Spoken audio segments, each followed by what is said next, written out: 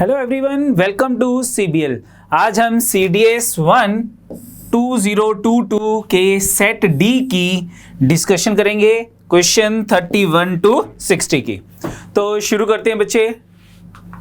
सबसे पहले question number 31, if A B C are acute angles, ये एक ट्रायंगल है, उसमें एंगल ए बी सी जो है ये एक्यूट एंगल्स हैं, and sine b plus C minus A is equal to cos C plus A minus B is equal to tan a plus B minus C is equal to 1। सभी angle 1 के equal दे रखे हैं।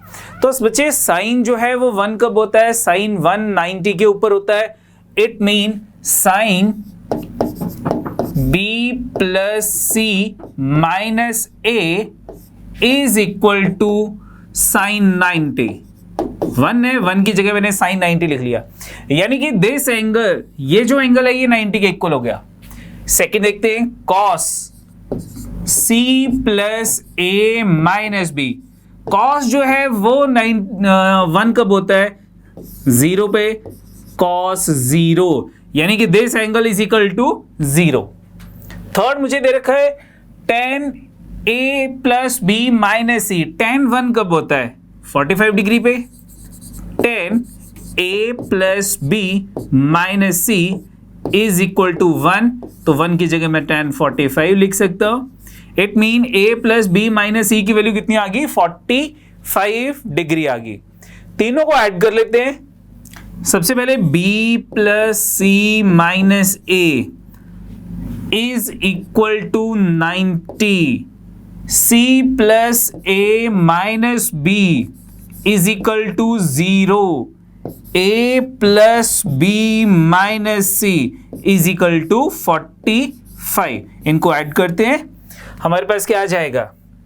c से c cancel हो गया, a से a cancel हो गया, b से b कैंसिल हो गया, a plus b plus c रह गया। a plus b plus c is equal to 90 plus 0 plus 45 is 135 degree. What is the value of a plus b plus c? मुझे यही निकालना था, तो a plus b plus c की value कितनी होगी? 135 डिग्री आ गई, यानी कि 135 गिवन इन c ऑप्शन। तो बच्चे c ऑप्शन हमारा आंसर है। ठीक है, समझ आ गया। नेक्स्ट देखते हैं। नेक्स्ट है question number 32, if a b c d are the angles of a cyclic quadrilateral। तो हमें यहां पे मालूम होना चाहिए कि साइक्लिक क्वाड्रिलेटरल क्या होता है। साइक्लिक क्वाड्रिलेटरल क्या होता है? साइक्लिक क्वाड्रिलेटरल वो क्वाड्रिलेटरल होता है जिसके चारों वर्टिसेस जो है वो सर्कल के ऊपर लाई करेंगे। ठीक है, then what is the value of the following? मुझे इसकी वैल्यू निकालनी है। तो सबसे पहले डायग्राम ड्रॉ करते हैं। ये सर्कल है हमारे पास, एंड ये एक साइक्लिक क्वाड्रिलेटरल बना लेते हैं। दिस वन, ए पॉइंट, ये बी पॉइंट, ये सी पॉइंट एंड ये डी पॉइंट। तो साइक्लिक क्वाड्रिलेटरल की प्रॉपर्टी क्या है कि जो अपोजिट एंगल्स हैं वो सप्लीमेंट्री होते हैं, उनका सम 180 डिग्री होता है। यानी कि angle A plus angle C is equal to 180 degree, angle B plus angle D is equal to 180 degree. This one. अब हमें क्या दे रखा था? मुझे किसकी वैल्यू निकालनी थी? What is the value of the following? Sine a plus C upon 2, तो a प्लस सी की वैल्यू क्या है? 180। अगर मैं यहां 180 पुट करता हूं, 180 अपॉन 2, 90 आ गया, साइन 90 आ गया। और साइन 90 की वैल्यू कितनी होती है बच्चे? साइन 90 की वैल्यू 1 होती है। Plus b plus D, what is the value of b plus D? The value of b plus D is 180। 180 upon 2 कितना हो गया? 90 हो गया। ये भी साइन 90 आ गया। What is the value of sin 90? ये भी 1 आ गई, तो 1 प्लस 1 मेरे पास 2 आ गया। सिंपल सा क्वेश्चन था। अगर हमें साइक्लिक क्वाड्रिलेटरल की प्रॉपर्टी मालूम होती तो हमारा आंसर इजीली आ जाता। तो 2 is the answer, 2 is given in A option, तो ए ऑप्शन बचे, हमारा आंसर आ गया दिस वन। नेक्स्ट देखते हैं question number 33। An aeroplane observe to approaching the airport, it is at a distance of 10 kilometer from the point of observation on the ground। तो यहाँ पे हमारे पास अगर मैं कहता हूं कि पॉइंट ऑफ ऑब्जर्वेशन है यहाँ से एरोप्लेन, ये एरोप्लेन है, कहीं पे हवा में एरोप्लेन है, तो ये जो डिस्टेंस है, distance of 10 kilometre from the point of observation on the ground, तो ये डिस्टेंस जो है ये हमें 10 किलोमीटर गिवन है। ये डिस्टेंस कितना है? 10 किलोमीटर, ठीक है, on the ground and make an angle of elevation theta. तो एंगल ऑफ एलिवेशन कैसे बनेगा?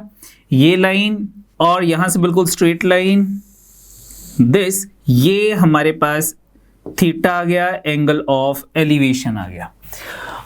If the aeroplane is at a height of 8 kilometer above the ground, यानी कि ये जो एरोप्लेन है ये ग्राउंड से 8 किलोमीटर अबव है, दिस डिस्टेंस इज 8 किलोमीटर। ये मेरे पास 90 डिग्री का एंगल बन गया। आगे क्या पूछा हुआ इन्होंने?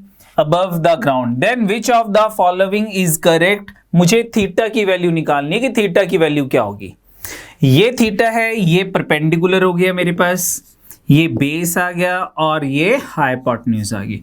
तो परपेंडिकुलर अपॉन हाइपोटेन्यूज क्या होती है? Perpendicular divided by hypotenuse is equal to, ये एंगल है हमारे पास, that is equal to sine theta आ जाएगा, sine theta.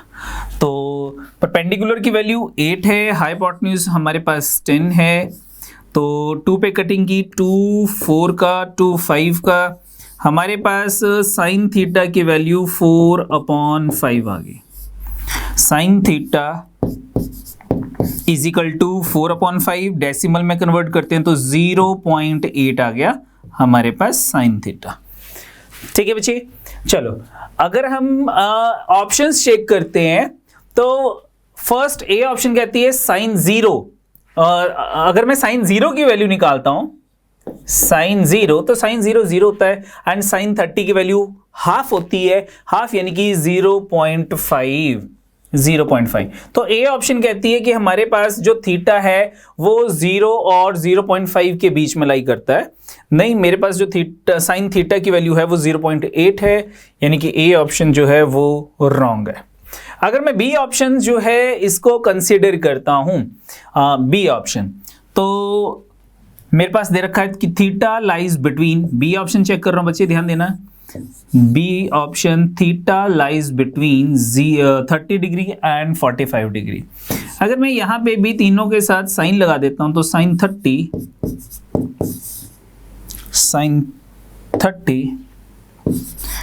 Less than sine theta less than sine 45। Sine 30 की वैल्यू हमारे पास 1/2 यानी कि 0.5 आ जाएगी, और less than sine theta, sine 45 की वैल्यू, साइन 45 इज 1/√2। 1/√2 को डेसिमल्स में कन्वर्ट करते हैं। अगर मैं रेशनलाइज करता हूं तो मेरे पास √2/2 आ जाएगा, और √2 की वैल्यू हमारे पास 1.41 और डिवाइडेड बाय 2, अगर इज इक्वल टू डिवाइड करते हैं हमारे पास आ जाएगा 0.70। तो हमारे पास ये आ गया 0.70, यानी कि बी ऑप्शन कहती है कि जो साइन थीटा है वो 0.5 और 0.7 के बीच में लाई करना है, लेकिन मेरे पास साइन थीटा की वैल्यू 0.8 है। इट मीन बी ऑप्शन भी रॉन्ग है, ये भी आंसर नहीं है। ठीक है, आई थिंक सी ऑप्शन हमारा आंसर होना चाहिए। तो सी ऑप्शन चेक कर लेते हैं। हमें दे रखा है थीटा 45 और 60 के बीच में है, थीटा लाइज बिटवीन 45 एंड 60, तीनों के साथ साइन लगा देते हैं। साइन 45, अभी हमने वैल्यू निकाली थी 0.7 आ गई, ये साइन थीटा आ गया, साइन थीटा और यहाँ पे sine 60। What is sine 60? Sine 60 की ये 60 है। साइन 60 की वैल्यू हमारे पास √3/2 होती है। √3/2। √3 की वैल्यू हमारे पास 1.732 डिवाइडेड बाय 2, ये आ जाएगा मेरे पास 0.866।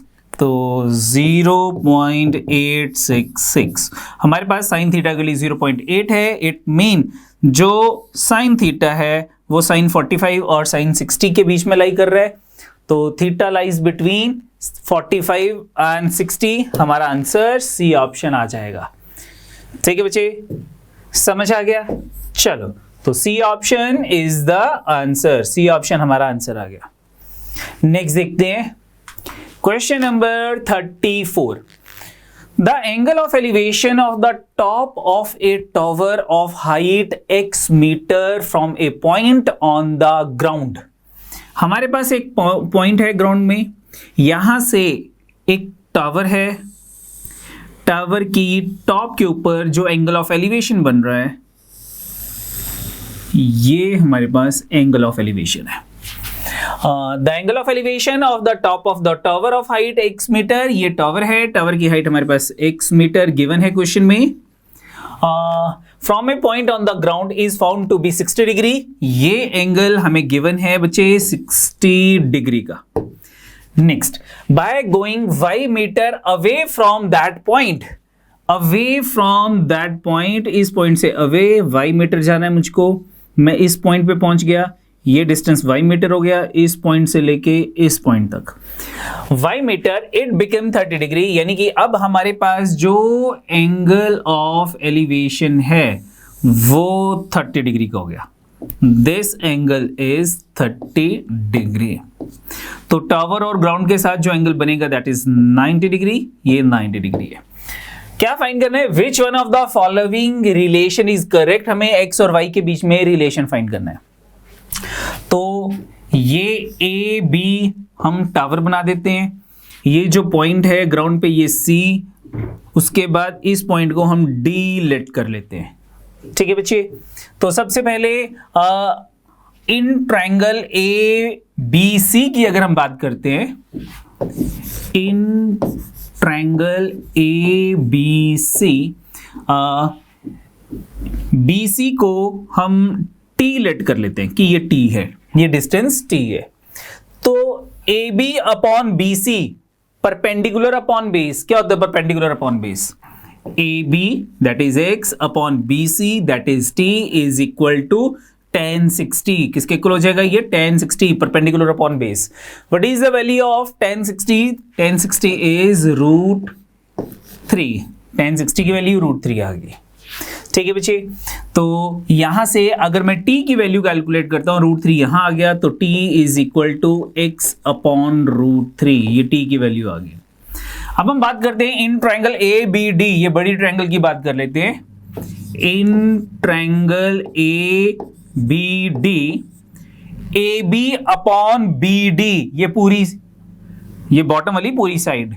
तो ए बी हमारे पास क्या था? x upon B D. B D क्या था? y plus T. y plus T is equal to tan 30। किसके इक्वल होगा? ये tan 30, again perpendicular upon base, और एंगल हमारे पास 30 डिग्री है, तो this is equal to tan 30। And tan 30 क्या होता है? 1/√3।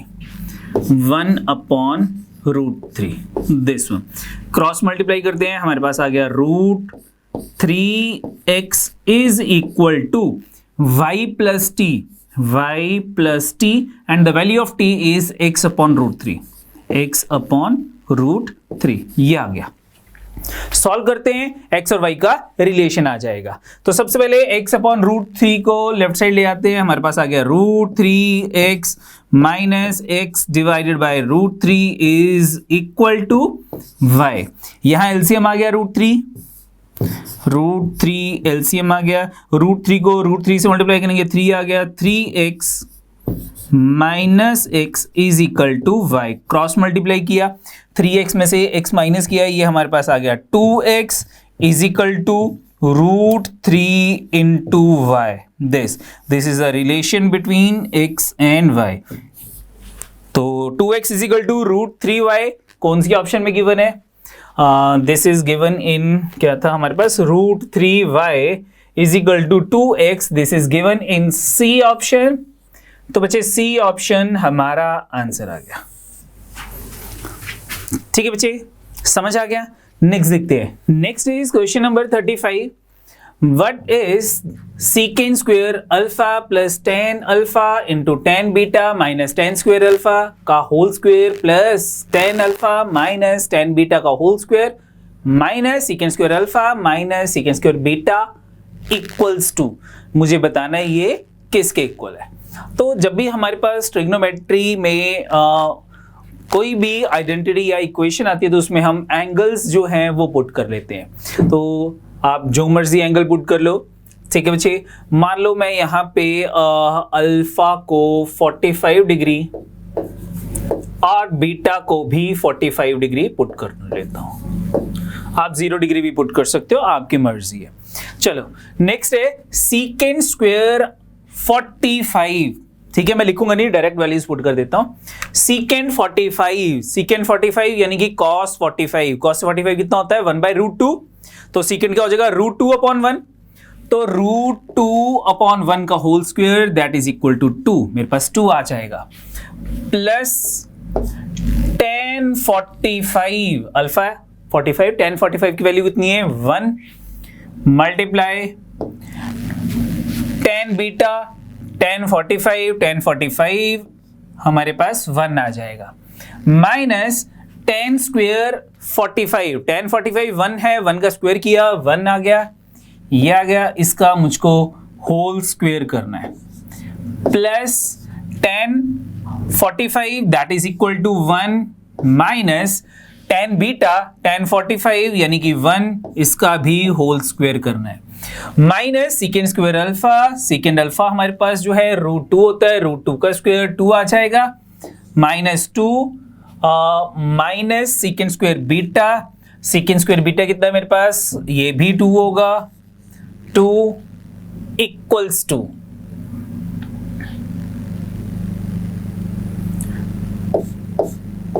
व्हाट? तो 1 into 1 1 हो गया, +1 -1 कैंसिल हो गए. 2 का स्क्वायर कितना हो जाएगा? 4 हो गया. ये 1 - 1 0, 0 का स्क्वायर हमारे पास 0 आ गया. -2 ये मेरे पास -4 आ गया. तो 4 + 0 4 -4 इज इक्वल टू 0. मेरे पास पूरी की पूरी इक्वेशन जो है वो 0 के इक्वल आ गई. 0 is given in B option, यानी कि बी ऑप्शन बच्चे ये हमारा आंसर है. ठीक है बच्चे, समझ आ गया. चलो ठीक है, नेक्स्ट देखते हैं. Question number 36. If tan theta plus secant theta is equal to 3, then what is the value of 3 tan theta plus 9 secant theta? तो सबसे पहले या तो यहाँ पे थीटा की वैल्यूज पुट करो कि tan थीटा, थीटा की वैल्यू पुट की, secant थीटा, थीटा की वैल्यू पुट की, फिर चेक किया कि मेरे पास कहाँ पे ये 3 के इक्वल आता है. ठीक है, या फिर हम इस इक्वेशन से थीटा की वैल्यू कैलकुलेट कर लेते हैं. जब वैल्यू कैलकुलेट हो जाएगी हम यहां पुट कर लेते हैं. ठीक है, चलो देखते हैं कैसे करना है. सबसे पहले हमारे पास क्या है? tan theta plus secant theta is equal to 3, this one. ठीक है बच्चे, अगर मैं secant थीटा को राइट साइड ले जाता हूं, मेरे पास आ जाएगा tan theta is equal to 3 minus secant theta. ये आ गया. अब इसकी अगर मैं स्क्वेयरिंग कर देता हूं, स्क्वेयरिंग बोथ साइड, तो क्या आ जाएगा? ये हो जाएगा लेफ्ट साइड पे tan स्क्वायर थीटा, और यहां क्या हो जाएगा? a माइनस बी का होल स्क्वायर. तो a का स्क्वायर, 3 का स्क्वायर आ गया 9, secant थीटा का स्क्वायर ये आ जाएगा मेरे पास secant square theta minus 2ab, 2 into 3 -6 secant theta. This one, ये आ गया मेरे पास. मैं tan स्क्वायर थीटा को क्या लिख सकता हूं? tan square theta is equal to secant square theta -1, या फिर 1 + tan स्क्वायर थीटा क्या होता है? 1 + tan square theta is equal to secant square theta. ठीक है, तो हम tan स्क्वायर थीटा को सीकेंड में कन्वर्ट करते हैं तो हमारे पास क्या आ जाएगा, secant square theta -1 is equal to 9 plus secant square theta -6 secant theta. थोड़ा सा कैलकुलेटिव था ये। सीकेंड स्क्वायर थीटा कैंसिल हो गया, मेरे पास क्या आ जाएगा, ये -6 सीकेंड थीटा को लेफ्ट साइड ले जाते हैं, ये +6 सीकेंड थीटा हो गया, और ये -1 को अगर मैं राइट साइड ले जाता हूं तो 9 + 1 ये 10 हो गया, 6 से डिवाइड करते हैं, मेरे पास सीकेंड थीटा की वैल्यू आ गई 10 डिवाइडेड बाय 6 यानी कि 5/3 सीकेंड थीटा आ गया 5/3। यहां पे जो मेरे से पूछा है कि find the value of this, इसमें हमारे पास सीकेंड थीटा की वैल्यू हम पुट कर सकते हैं, दैट इज 5/3। मेरे पास रह गया tan थीटा, मुझे tan थीटा कैलकुलेट करना है। तो आपको मालूम है कि secant theta is equal to, मुझे कितना गिवन है यहाँ पे 5/3। सीकेंड किसके इक्वल होता है, that is hypotenuse upon base, इसके इक्वल होता है। तो हमारे पास जो हाइपोटेन्यूज है वो 5 होगी, अगर मैं कंपेयर करता हूं जो बेस है वो 3 हो जाएगा, तो परपेंडिकुलर कितना होगा, पाइथागोरस ट्रिपलेट मालूम है 3 4 5 का होता है, तो जो मेरा परपेंडिकुलर है दैट इज 4, वो 4 हो जाएगा। Now what is tan theta, tan theta क्या होता है, tan theta is equal to perpendicular upon base, perpendicular 4 है, बेस 3 है, यानी कि tan थीटा की वैल्यू 4/3 आ गई। tan की वैल्यू आ गई, सीकेंड की वैल्यू आ गई, जो मेरे से पूछा है उसमें वैल्यूज पुट कर देते हैं। हमसे पूछा था कि 3 टाइम्स tan थीटा इज 4/3 लिख लेते हैं, प्लस 9 टाइम्स सीकेंड थीटा की वैल्यू डायरेक्टली हमारे पास है ही है, दैट इज 5/3। सॉल्व करते हैं, 3 से 3 कट गया, ये 4 रह गया, प्लस 3 का 9, 5 × 3 15 में 4 ऐड किया, मेरे पास आ गया 19। यानी कि this equation 3 tan theta plus 9 secant theta is equal to 19। C option is the answer. बच्चे सी ऑप्शन हमारा आंसर है। Got it. नेक्स्ट देखते हैं। Next question number 37। Consider the following. First statement दे रखी है secant square theta plus cosecant square theta का whole under root is equal to tan theta plus cot theta. क्या ये इक्वल है? वेयर थीटा, हमारा थीटा जो है वो लाई करना चाहिए 0 से 90 के बीच में। ठीक है बच्चे, तो वैल्यू लेट कर लेते हैं। मैं 45 डिग्री लेट कर लेता हूं कि थीटा जो है दैट इज इक्वल टू 45। ठीक है, इक्वेशन को सॉल्व करने लगेंगे, लेंथी हो जाएगा।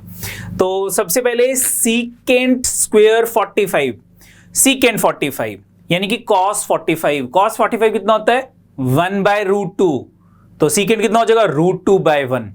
तो √2/1 का होल स्क्वायर कितना आ जाएगा 2 आ जाएगा। ठीक है, स्क्वायर किया 2 आ गया, plus cosecant theta, obvious sine 45 की वैल्यू भी सेम है 1/√2, तो कोसेकेंड की वैल्यू कितनी हो जाएगी √2/1। तो √2 का स्क्वायर किया बच्चे, ये भी मेरे पास 2 आ गया, 2 + 2 4 हो गया, 4 का √2 यानी कि लेफ्ट साइड मेरे पास 2 आ गया। अब चेक करते हैं कि राइट साइड वैल्यू पुट करके क्या हमारे पास जो है वो सेम आ रहा है। तो मेरे पास क्या है tan 45। What is the value of tan 45? The value of tan 45 is 1। And what is cot theta? Theta is 45, cot 45 that is also equal to 1।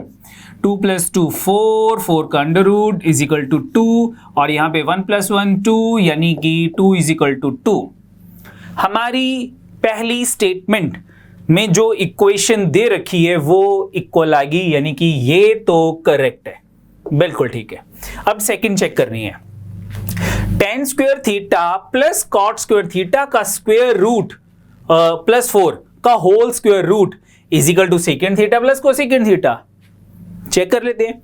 Where theta lies between 0 and 90, theta की वैल्यू 0 और 90 के बीच में लाई करनी चाहिए। Same कर लेते हैं, जैसे कि ऊपर वाली हमने थीटा को 45 पुट किया था बच्चे, यहां पे भी हम थीटा को 45 डिग्री पुट कर लेते हैं। तो सबसे पहले tan 45 कितना हो गया 1, 1 का स्क्वायर किया कितना हो गया 1 हो गया।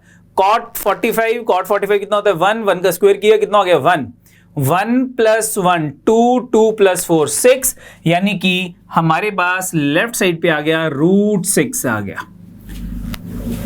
ठीक है बच्चे, नाउ राइट साइड पे देखते हैं secant थीटा secant 45 √2/1 √2 आ गया। cosecant 45 ये भी √2 आ गया। तो √2 प्लस √2 कितना हो जाएगा बच्चे, √2 प्लस √2 इज 2√2, ये आ गया। ठीक है, अगर मैं इस 2 को रूट के अंदर लेके जाना है तो मैं इसका स्क्वायर कर दूंगा, 2 का स्क्वायर 4 हो गया, 4 जो है वो इस 2 से मल्टीप्लाई हो जाएगा, यानी कि ये मेरे पास √8 आ जाएगा। तो √6 इज इक्वल टू √8, क्या ये इक्वल है? नो, इक्वल नहीं है। इट मीन कि सेकंड स्टेटमेंट हमारी करेक्ट नहीं है। Which of the above is या आर एन आइडेंटिटी या आइडेंटिटीज, वन ओनली, यानी कि A option is correct. A option बच्चे हमारा आंसर है, statement number 1 is correct. Got it? Next देखते हैं question number 38। What is the length of the chord of a unit? A unit का मतलब होता है 1 यूनिट हमें लेंथ दे रखी है।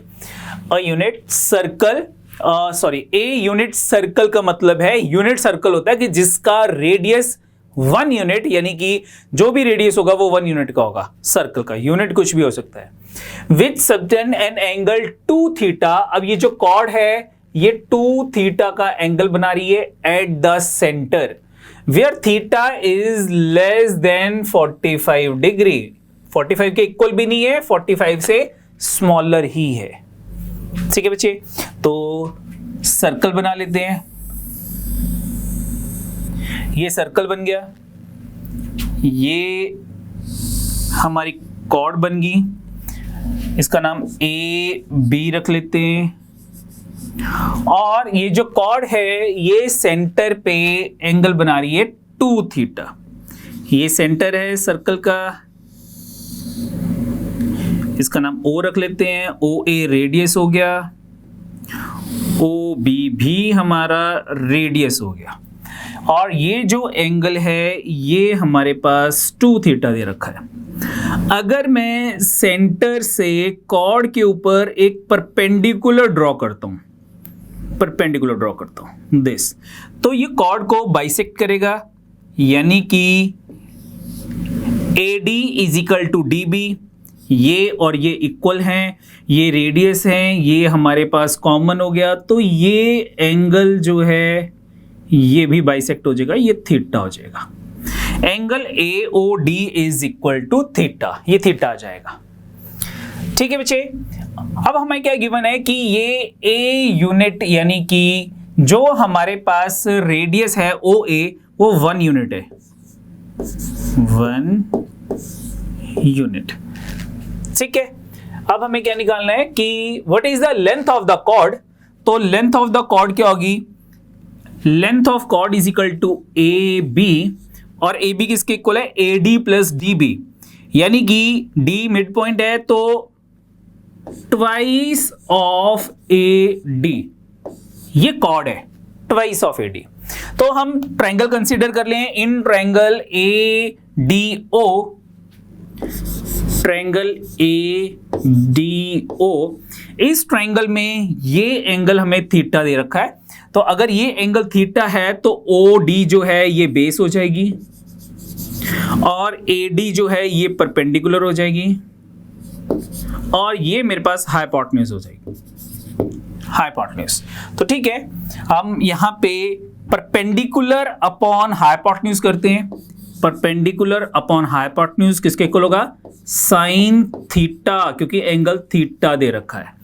अब परपेंडिकुलर जो है वो AD है, AD लिख लेते हैं, और हाइपोटेन्यूज जो है वो 1 है, उसको 1 लिख लेते हैं, क्रॉस मल्टीप्लाई करते हैं तो AD is equal to sine theta आ जाएगा।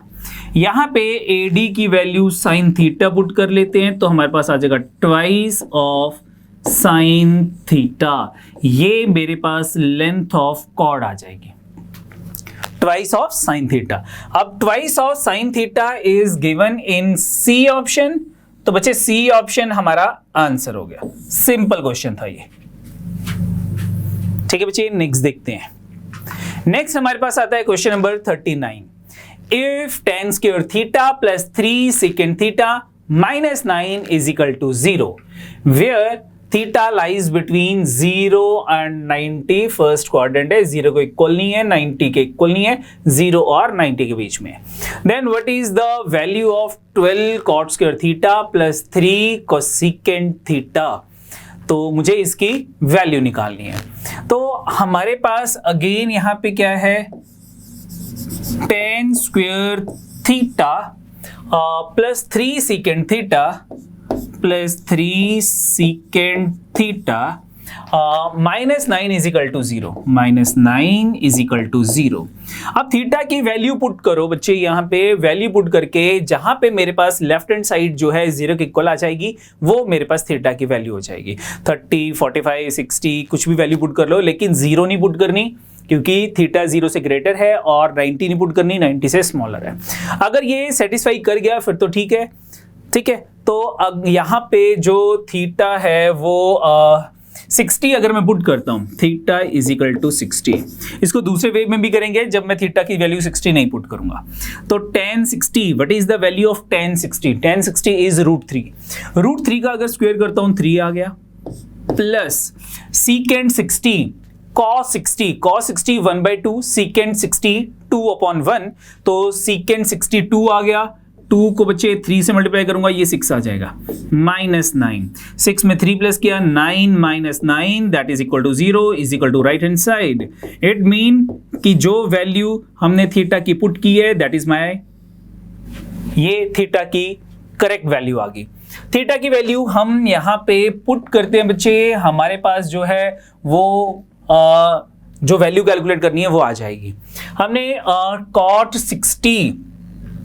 60 tan 60 कितना था मेरे पास, tan 60 की वैल्यू मेरे पास थी √3, cot 60 1/√3 हो जाएगा, 1/√3 का स्क्वायर करते हैं 1/3 हो जाएगा, यानी कि 12 डिवाइडेड बाय 3 आ गया, प्लस 3 कोसेकेंट 60। cos 60 कितना होता है, cos 60 की वैल्यू हमारे पास होती है √3/2, तो कोसेकेंट 60 2/√3 हो जाएगा, मल्टीप्लाई 2/ कोसेकेंट थीटा। ठीक है, 2/√3 हो जाएगा दिस वन। ठीक है बच्चे, तो ये मेरे पास यहाँ पे कटिंग होगी, 3 ये 4 हो गया, और अगर मैं यहाँ कटिंग करता हूँ √3 की, इसके साथ कटिंग हो जाएगी, ये मेरे पास √3 आ जाएगा। मेरे पास आ गया 4 + 2 √3 दिस वन, ये आ गया। ठीक है बच्चे, और यहाँ पे मुझे सभी ऑप्शन होल स्क्वायर की फॉर्म में दे रखी हैं, तो होल स्क्वायर में अगर मैं इसको ब्रेक करता हूं तो ये मेरे पास आ जाएगा, देखो बच्चे 2 × 1 × √3, तो 2ab, यानी कि a जो है वो मेरे पास 1 हो गया, b जो है वो मेरे पास √3 हो गया, तो 1 का स्क्वायर प्लस √3 का square. What is the square of √3? The square of √3 is 3, 1 का स्क्वायर 1, 3 + 1 4, यानी कि मैं 4 को 1 + 3 लिख सकता हूं, और 1 को मैंने 1 का स्क्वायर लिख लिया, 3 को मैंने √3 का स्क्वायर लिख दिया, plus this one, and this whole value is equal to 1 + √3 का whole square, this one, and 1 + √3 का whole square is given in A option, √3 + 1 का होल स्क्वायर। ये ए ऑप्शन बच्चे हमारा आंसर हो गया। ठीक है बच्चे, समझ आ गया। चलो, अब सर हमें 60 नहीं पता कि थीटा 60 है, फिर हम कैसे करें? तो मैं इसको इक्वेशन को सॉल्व करते हैं, क्वाड्रेटिक बना लेते हैं। कैसे? मैं ये इरेज कर रहा हूं। ठीक है, हमारे पास क्या इक्वेशन थी, tan square theta. tan square theta को हम क्या लिख सकते हैं, secant square theta -1। 1 + tan square theta is equal 1 + tan square theta is equal to secant square theta है। ठीक है, ये आइडेंटिटी हमने पढ़ी थी। तो tan स्क्वायर थीटा को हमने क्या लिख लिया, सीकेंट स्क्वायर थीटा -1। और क्या गिवन था, plus 3 secant theta, 3 secant theta और -9 इज इक्वल टू 0। तो ये क्वाड्रेटिक बन गया हमारे पास, secant square theta plus 3 secant theta और -1 -9 ये -10 हो गया is equal to 0। Secant theta को x ले लेते हैं, secant theta is equal to x, हमारे पास आ गया x square plus 3x plus -10 is equal to 0। आपको समझाने के लिए टाइम लग रहा है, अगर हमें करना होता ये वहां पे एग्जाम में क्वेश्चन तो हम इसको इतनी डिटेल में नहीं करते, इतनी सजा के नहीं करते, ठीक है। चलो तो हमारे पास ये क्वाड्रेटिक बन गई, 10 है, 10 को 5 एंड 2 लिख सकते हैं, x square plus 5x minus 2x minus 10 is equal to 0। x common ले लिया, x प्लस 5 आ गया, माइनस 2 कॉमन ले लिया, x प्लस 5 आ गया इज इक्वल टू 0 आ गया। ये मेरे पास आ गया x plus 5 into x minus 2 is equal to 0। हमारे पास x की वैल्यू एक तो -5 आ गई और एक 2 आ गई, तो secant theta is equal to -5। अब हमारे पास क्वाड्रेंट 0 to 90 फर्स्ट दे रखा था, फर्स्ट क्वाड्रेंट में सीकेंट नेगेटिव नहीं होता, ये रिजेक्ट हो जाएगा। दूसरी वैल्यू हमारे पास क्या थी, secant theta is equal to 2, ये आ गई। सीकेंट थीटा की वैल्यू हमारे पास 2 आ गई। अब सीकेंट 2 थीटा जो है वो बचे हमारे पास 2 आ गया। सीकेंट थीटा 2 कब होता है, सीकेंट 60 पे होता है। तो सीकेंट थीटा को ये भी लिख सकते हो कि सर हमें नहीं याद है, तो आप 1/cos लिख लो, 1/cos theta is equal to 2/1 और रेसिप्रोकल करता हूं बोथ साइड, तो cos theta is equal to 1/2। cos theta 1/2 कब होता है, cos 60 पे होता है, तो थीटा की वैल्यू बची मेरे पास 60 होगी। बाकी सेम क्वेश्चन जैसे मैंने पहले किया था, ठीक है। अगर आप कहो कि सर हमारे पास सीकेंट थीटा की वैल्यू जो है वो आ गई 2 आ गई, मैं इसको इस वे में भी कर सकता था, ये आप पे डिपेंड करता है कि क्वेश्चन कैसे करना है। Secant theta is equal to 2/1। अब सीकेंट क्या होता है, अगर मैं इसमें ये लगाता हूं कि hypotenuse divided by base is secant theta, तो मेरे पास हाइपोटेन्यूज जो है बच्चे वो आ गया 2, बेस जो है वो आ गया 1, परपेंडिकुलर क्या हो जाएगा, हाइपोटेन्यूज का स्क्वायर 2 का स्क्वायर 4 माइनस बेस का स्क्वायर 1 का स्क्वायर रूट 4 - 1 यानी कि √3, ये मेरे पास परपेंडिकुलर आ जाएगा। उसके बाद हमें क्या क्वेश्चन गिवन था, हमें गिवन था 12 cot square theta, 12 into cot theta. अब कॉट थीटा क्या होता है, बेस अपॉन परपेंडिकुलर। बेस क्या है हमारे पास 1, परपेंडिकुलर √3, तो 1/√3 का whole square plus 3 cosecant theta. Cosecant theta क्या होता है, साइन थीटा का reciprocal, sine theta perpendicular upon hypotenuse, ये मेरे पास हाइपोटेन्यूज अपॉन परपेंडिकुलर यानी कि 2/√3 आ जाएगा, 2/√3। तो ये हमारे पास अगेन वही सेम इक्वेशन बन गई जो हमने पहले बनाई थी, ठीक है बच्चे। हमारे पास ए ऑप्शन आंसर आ जाएगा, आपकी मर्जी है, आपकी चॉइस है कि क्वेश्चन को आपने कैसे अटेम्प्ट करना था। समझ आ गया, चलो ठीक है, नेक्स्ट देखते हैं। Next is question number 40। cos theta upon 1 cos theta upon cosecant theta plus 1 plus cos theta upon cosecant theta -1, ठीक है, is equal to 2, where theta lies between again 0 to 90 first quadrant. Then what is the value of sin 4 theta plus cos 4 theta? चलो solve करते हैं बच्चे इसको। अगर मैं दोनों में से cos थीटा कॉमन ले लेता हूं और इनका LCM लेता हूं, फिर मैंने cos थीटा कॉमन ले लिया और यहां 1 रह गया, यहां मैंने LCM ले लिया, डिनोमिनेटर में क्या आ गया, cosecant theta +1 into cosecant theta -1, तो a plus B into a minus b, cosecant theta -1, ये मेरे पास डिनोमिनेटर में आ गया। तो न्यूमिनेटर में क्या आ जाएगा, प्लस था बीच में, ये आ गया मेरे पास cosecant theta -1 plus cosecant theta +1, तो -1 + 1 कैंसिल हो गए, cosecant theta plus cosecant theta 2 times cosecant theta हो गया, मेरे पास रह गया cos theta into 2 times cosecant theta divided by cosecant square theta -1 cosecant square theta -1 a + b into a - b। अब हमारे पास एक आइडेंटिटी थी, क्या थी कि 1 + cot square theta is equal to cosecant square theta, ये हमने प्रॉपर्टी पढ़ी थी। तो अगर मैं 1 को राइट साइड ले जाता हूं तो कोसेकेंट स्क्वायर थीटा -1 किसके इक्वल हो जाएगा, cot स्क्वायर थीटा के इक्वल आ जाएगा। तो हमारे पास क्या आ गया, और इनको साइन कॉस में कन्वर्ट कर लेते हैं, तो 2 cos थीटा मल्टीप्लाई कोसेकेंट को 1/sin थीटा लिख लेते हैं, 1/sin theta upon cot square theta. Yes, cot square theta क्या हो जाएगा, cot स्क्वायर थीटा हो जाएगा मेरे पास cos square theta upon sin square theta. तो sin स्क्वायर ऊपर चला जाएगा, sin square theta upon cos square theta is equal to में भी कुछ था बच्चे हमारे पास, इज इक्वल टू क्या है, इज इक्वल टू 2 है। चलो is equal to 2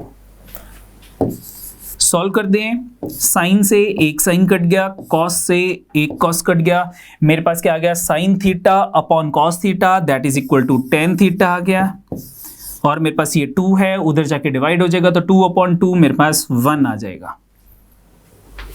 tan theta is equal to 1 आ गया। tan थीटा 1 कब होता है, tan 45 पे, तो इसको मैं tan 45 लिख सकता हूं। बोथ साइड से tan कैंसिल हो गया, थीटा की वैल्यू बची हमारे पास क्या आ गई, यस 45 डिग्री आ गई।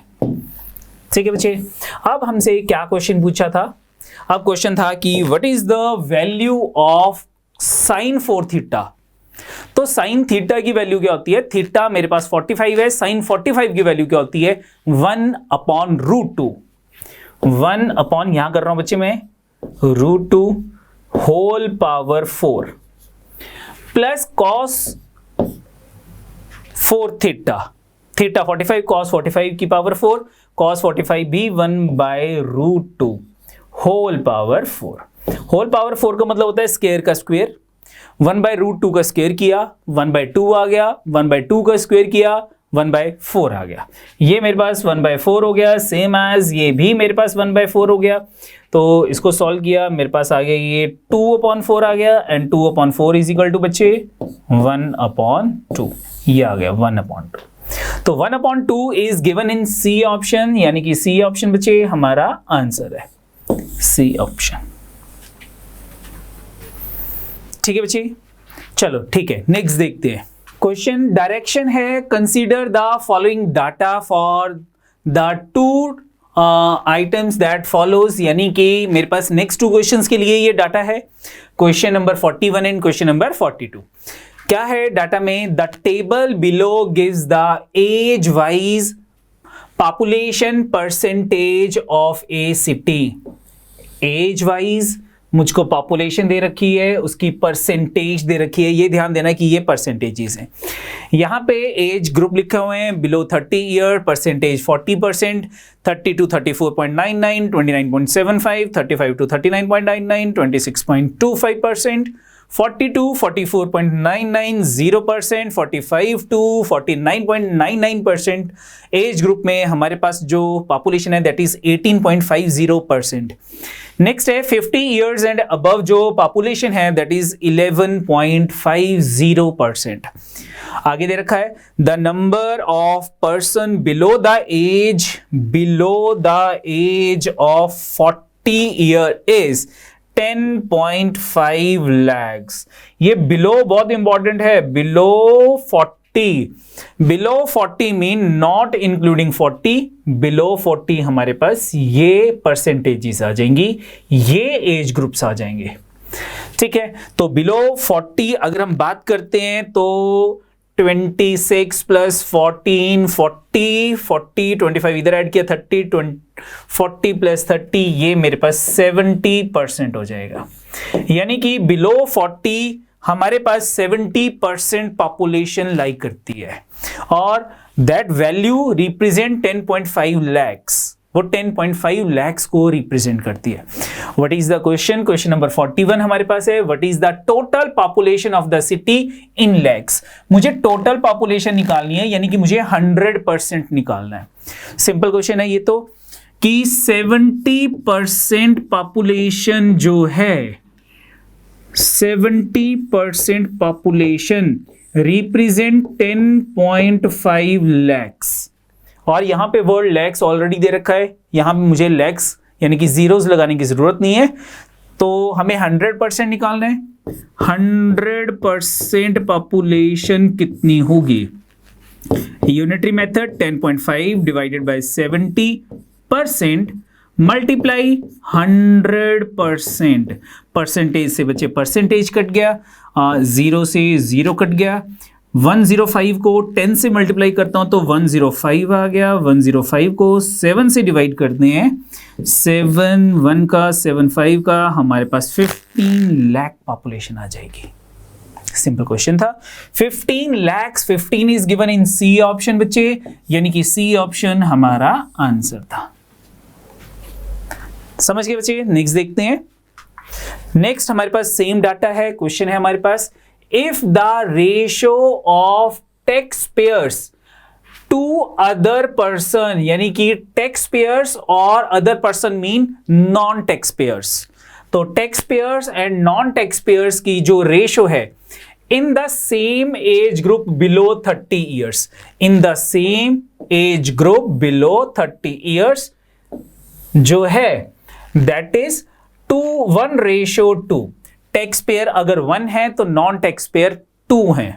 उसके बाद then what is the number of tax payers, मुझे नंबर ऑफ टैक्स पेयर्स निकालने हैं in that age group. In that age group का मतलब है बिलो 30 ईयर्स। तो बिलो 30 ईयर्स हमारे पास टोटल पॉपुलेशन कितनी थी बच्चे? पिछले क्वेश्चन में हमने निकाली है 15 लाख। 15 लाख में से बिलो 30 ईयर्स हमारे पास 14% है, इस वैल्यू का हम 14% कर लेते हैं, ये मेरे पास टोटल पॉपुलेशन आ जाएगी including tax payers, including non tax pairs. इसमें से हमें टैक्स पेयर्स निकालने हैं, तो टैक्स पेयर जो है वो 1 है, आउट ऑफ इन दोनों को प्लस कर लिया 3, तो 1 आउट ऑफ 3 जो है वो टैक्स पेयर्स है। सॉल्व कर लेते हैं, आंसर आ जाएगा मेरे पास 3 और 15 की कटिंग होगी, ये 5 आ गया। 14 को 5 से मल्टीप्लाई करते हैं बच्चे, 70 आ गया, अपॉन में 100 है, 0 से 0 कट गया, 7/10 आ गया, 7/10 बच्चे हमारे पास 0.7 आ जाएगा। 0.7 मीन्स 0.7 लैक्स, यानी कि 70,000। 0.7 is given in the B option, B option हमारा आंसर आ गया। सिंपल क्वेश्चन था ये, समझ गए बच्चे? नेक्स्ट देखते हैं। नेक्स्ट है हमारे पास direction, consider the following data for the 2 items that follows, यानी कि 43 एंड 44 क्वेश्चंस का ये डाटा है। आगे क्या दे रखा है? द एक्सपेंडिचर इन लैक्स, ये सभी एक्सपेंडिचर्स हैं और लैक्स में गिवन है, lakhs of rupees of A company for the year 2011 से लेके 2017 तक इज एज अंडर। ठीक है, ये मुझे डाटा दे रखा है। ठीक है बच्चे, चलो अगर हम क्वेश्चन देखते हैं, question number 43, how many times the increase in expenditure, increase in expenditure in the year proceeded by more than 15% as compared to the previous year, यानी कि प्रीवियस ईयर के कंपैरेटिवली कौन कौन से ईयर्स में हम कौन कौन से ईयर्स में नहीं, कितने ईयर्स में, हाउ मेनी टाइम्स की बात हो रही है, कितनी टाइम्स प्रीवियस ईयर के कंपैरेटिवली हमारे पास जो इंक्रीज है that is more than 15%, more than 15%। चलो ठीक है, तो थोड़ा सा कैलकुलेटिव क्वेश्चन है, चलो चेक करते हैं। यहां पे 13.8 से 15.4 जो है वो इंक्रीज हो रही है, तो कितनी इंक्रीज है हम साथ साथ माइनस कर लेते हैं, इन दोनों को माइनस करते हैं, हमारे पास कितना आ जाएगा 6 4 1 14 1.6 आ गया। ठीक है, नेक्स्ट में चेक कर लेते हैं कितना इंक्रीज है। 15.4 से 10.4 है, ये तो डिक्रीज है, इसको छोड़ देते हैं। नेक्स्ट में 10.4 टू 13.1, तो ये कितना हो जाएगा, ये मेरे पास आ जाएगा 7, 11, 12, 13, 2.7 आ गया।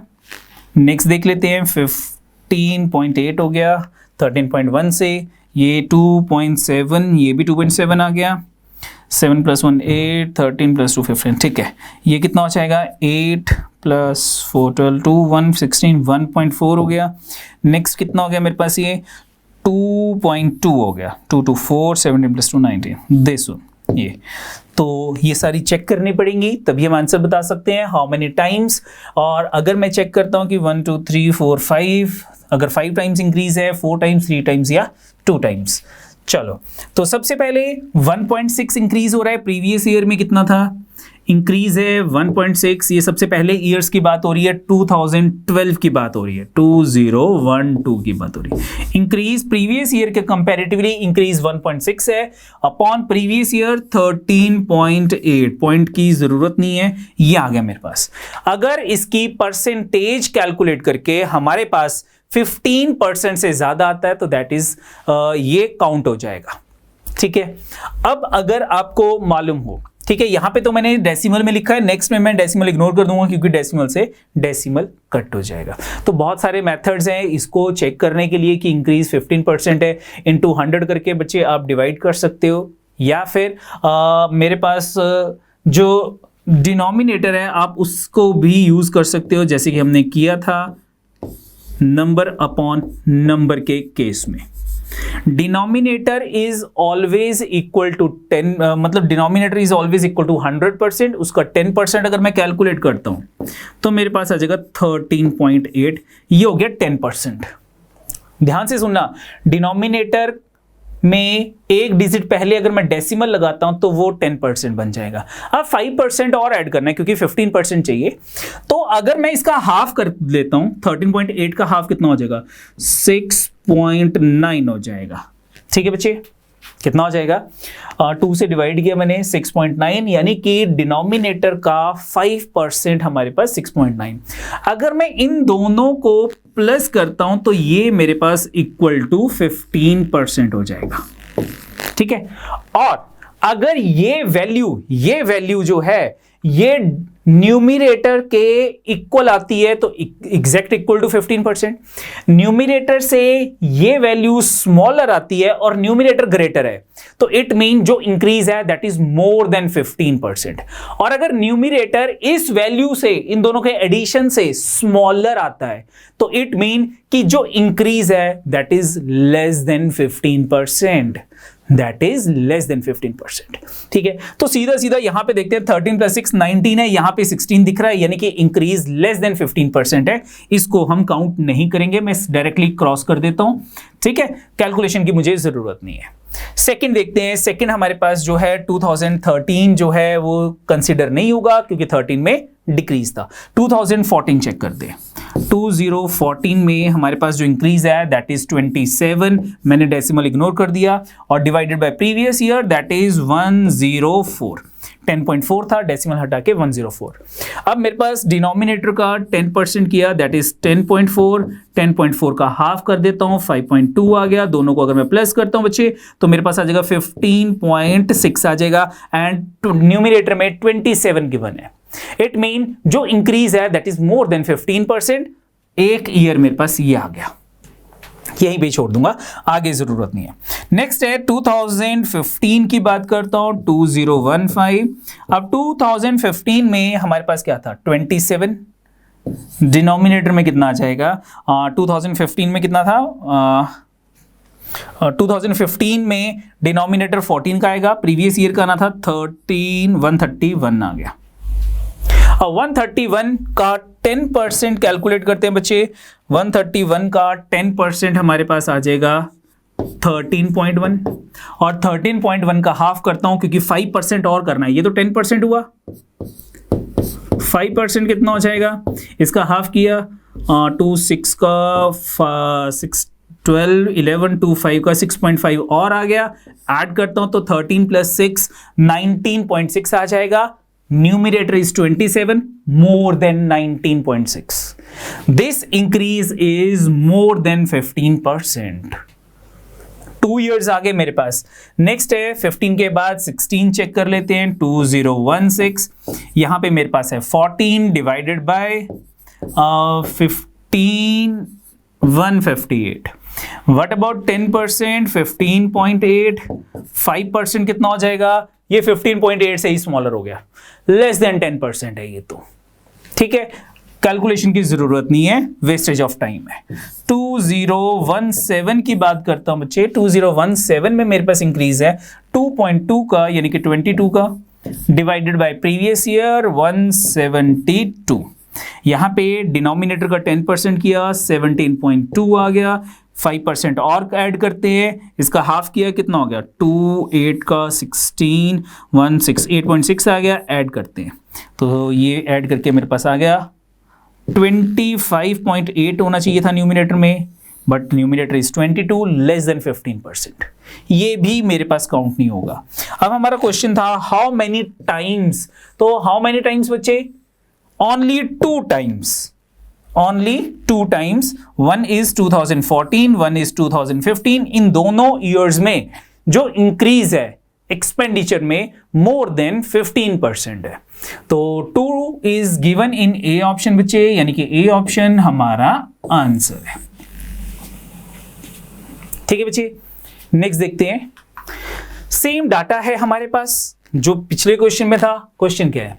इन which year the percentage increase in expenditure is maximum as comparison to its previous year। पिछले क्वेश्चन से मिलता जुलता क्वेश्चन था, ठीक है। अब हमारे पास यहां पे क्या है कि सबसे ज्यादा मैक्सिमम इंक्रीज इन एक्सपेंडिचर कौन से ईयर्स में था? एक तो 2014 में था, एक 2015 में था। 2014 में कितना इंक्रीज हो रहा था? 2.7, और 2015 में कितना था? यहां पे भी 2.7 था। तो दोनों में से चेक करना है कौन सा मैक्सिमम है। यहां पे मेरे पास आ जाएगा 2.7 2014 में divided by previous year. Previous year कितना है? 10.4 ये आ गया 2014 का। 2015 का कितना हो जाएगा? 2015।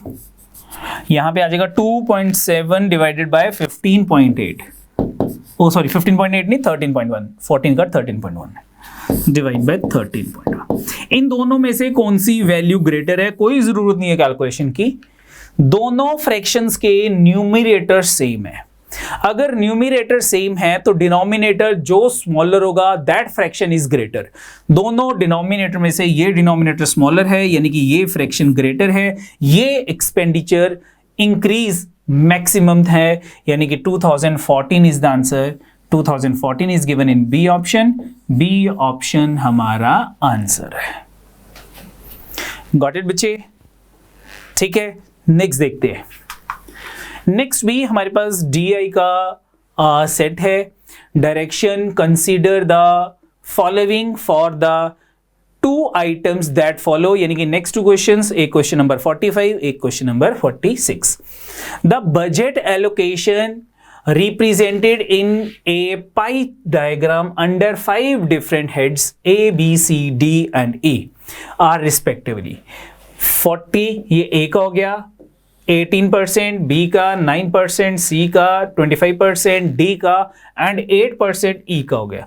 The total budget allocation is ₹300.4 lakhs, ये टोटल बजट आ गया।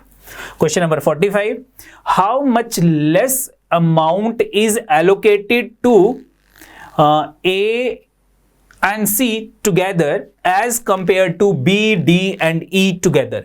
तो A and C का ऐड कर लेते हैं। A का हो गया 40 प्लस 9 49%, और हमारे पास B, D, E का कितना हो जाएगा? टोटल परसेंटेज 100 होती है तो सिंपल सी बात है कि उनका 51% हो जाएगा। आप टोटल कर भी सकते हो, अदरवाइज उनका 51 नहीं होगा। टोटल कर लेते हैं, ये मेरे पास आ गया 18 प्लस 25 प्लस 8, तो 18 प्लस 8 हो गया 26, 26 में 25 ऐड करता हूं 51% हो जाएगा। अदरवाइज जरूरत नहीं है टोटल परसेंटेज, अगर मेरे पास पाई चार्ट की फॉर्म में भी है तो टोटल परसेंटेज 100% हो गई। अब इनको कितना, क्या कहा था इसने, लेस बोला था, कितना लेस है, तो ए एंड सी को कितना लेस है इसके कंपैरिजन 51% माइनस 49%, हमारे पास 2% लेस है। कितना परसेंट लेस है? 2%। हमें ऑप्शंस लैक्स की फॉर्म में है, 300 टोटल बजट था 300.4, इसका 2% कैलकुलेट करना है, 2%, ठीक है। तो 2% कैलकुलेट करना है, ये जीरोस जो हैं वो यहाँ पे डेसिमल लग जाएगा, 3 के बाद 2 से मल्टीप्लाई करते हैं तो 3 ये आ जाएगा 6.008 आ जाएगा लैक्स में। सिंपल क्वेश्चन था। What is the answer? 6008 कहाँ पे गिवन है? 6.008 lakhs rupees given in C option. C option बच्चे हमारा आंसर है, C option is the answer. Next देखते हैं। Now question number 46, same data है मेरे पास। क्वेश्चन क्या है? How much amount will be increased on A? How much amount will be increased on A if the total budget is increased by 3 times? अगर total budget जो है वो 3 times increase हो जाए, ठीक है। चलो, बिफोर इंक्रीज ए का शेयर कितना था हमारे पास बजट के अंदर? टोटल अमाउंट कितना था ए का? That is 300.4 lakh rupees. इस वैल्यू का 40% before increase, this one. After increase अब हमारे पास जो है वो ए का शेयर कितना हो जाएगा? 300.4 इंटू कितना बचे? 3 टाइम्स, ये हमारा टोटल बजट हो गया और इस वैल्यू का 40% ये आ गया, ठीक है। तो इंक्रीज पूछा है उसने, will be increased on A, this one. तो इंक्रीज्ड ऑन ए दोनों को माइनस कर लेते हैं, ठीक है। तो माइनस के लिए मैं कॉमन ले लेता हूं, मेरे पास आ गया 300.4 मैंने कॉमन ले लिया, 40% मैंने कॉमन ले लिया बच्चे। मेरे पास रिमेनिंग क्या रह गया? यहां पे रह गया मेरे पास 3 माइनस, यहां रह गया मेरे पास 1, यहां कितना रह गया? 1 नॉट 2, 1 रह गया। 3 माइनस 1 करके 2 आएगा। सॉल्व कर लेते हैं। 300.4 मल्टीप्लाई 40%, 0 से 0 कट गया, 4/10 आ गया, मल्टीप्लाई बाय 2 आ गया। ये 10 है, डेसिमल 1 स्टेप जो है वो लेफ्ट साइड को मूव कर गया। 30.04 मल्टीप्लाई 4 इंटू 2 8, मल्टीप्लाई कर लेते हैं 8 इंटू 4, ये 32 हो गया, ये डेसिमल आ गया, यहां 0 आ गया, 8 इंटू 3 24, यानी कि ए का जो अमाउंट है वो 240.3 लाख रुपीस इंक्रीज कर जाएगा कंपैरिजन टू जो ओरिजिनल उसका था। कौन सी ऑप्शन आंसर है? 240.32। It means C option is the answer. C option बच्चे हमारा आंसर है, ठीक है बच्चे, गॉट इट। नेक्स्ट देखते हैं। नेक्स्ट अगेन डायरेक्शंस है। Direction, consider the following for the 4 items that follows, यानी कि इन डायरेक्शन से रिलेटेड हमारे पास 4 क्वेश्चंस है। सबसे पहले 500 candidate appeared in an examination, 500 candidate है, comprising test in English, Hindi and mathematics. 30 candidates failed in English only. ये हमारे पास जो है ये वेन डायग्राम का क्वेश्चन है। तो हमारे पास यहाँ पे 3 एट्रीब्यूट्स है, कौन कौन से? English, Hindi and mathematics. ये इंग्लिश का सर्कल हो गया, ये हिंदी का सर्कल हो गया और ये हमारे पास मैथमेटिक्स का हो गया। इंग्लिश, ये हिंदी, ये मैथ्स, और इनके अंदर जो वैल्यूज होंगी वो हम फेल की वैल्यूज कंसीडर करेंगे क्योंकि हमें फेल की वैल्यूज दे रखी हैं। टोटल हमारे पास जो गिवन है दैट इज 500 यानी कि इस स्क्वायर के अंदर टोटल जितने भी कैंडिडेट्स हैं वो 500 है। नाउ हमें क्या given, 30 candidates failed in English only. तो इंग्लिश ओनली का ये पार्ट होता है हमारे पास, कितने कैंडिडेट्स हैं 30, यहां पे 30 आ गए। उसके बाद English only 75 failed in Hindi only, Hindi only में 75 है, ये हिंदी ओनली का एरिया है। 50 फेल्ड इन मैथमेटिक्स ओनली, ये 50 ओनली मैथमेटिक्स आ गया। नेक्स्ट हमारे पास है 15 failed in both English and Hindi. अब इंग्लिश एंड हिंदी का ये टोटल एरिया है एंड दिस, लेकिन उसमें ये बॉटम वाला एरिया ऑल का है। हमें ऑल का दे रखा है क्या यहाँ पे कहीं पे, 17 failed in both Hindi and mathematics, 17 failed in both mathematics and English, 5 failed in all, yes they रखा है 5 फेल्ड इन ऑल 3 टेस्ट्स। तो 5 फेल्ड इन ऑल 3, यहां पे मैंने 5 लिख दिया सबसे पहले। अब हम यहां देखते हैं कि 15 failed in both English and Hindi. तो इंग्लिश एंड हिंदी ये दोनों का कॉमन एरिया है, इंग्लिश एंड हिंदी, इसके अंदर टोटल 15 है।